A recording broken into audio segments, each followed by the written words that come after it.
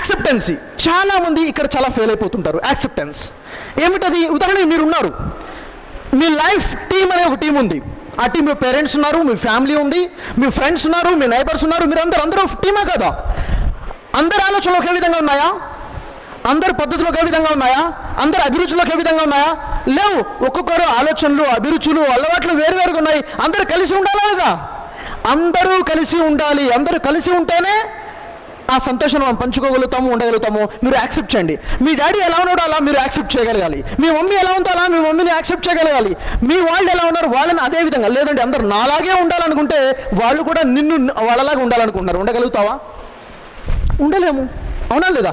కాబట్టి ఉన్న వాళ్ళని, ఉదాహరణకి నా భర్త చాలా మంచోడండి, మంచి అలవాట్లు, చాలా మంచోడు, బంగారం, కాకపోతే పిసినారి. ఇప్పుడు ఆ పిసినారి అన్న విషయంలో బాధపడుతుందా? బంగారం అనే విషయంలో సంతోషపడుతుందా? బంగారం విషయంలో సంతోషపడట్లేదు. ఆ పిసినారి అనే విషయంలో అక్కడ ఆగిపోయింది, అక్కడ బాధపడుతుంది. ఉన్న ఈ బంగారాన్ని ఇష్టపడట్లేదు. అవునా లేదా?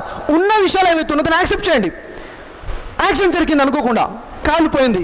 ఈ కాలిపోయిందని కాలిపోయిన రోజు నుంచి మొదలుపెట్టి మిగిలిన జీవితం మొత్తం బాధపడుతూ ఉంటారా?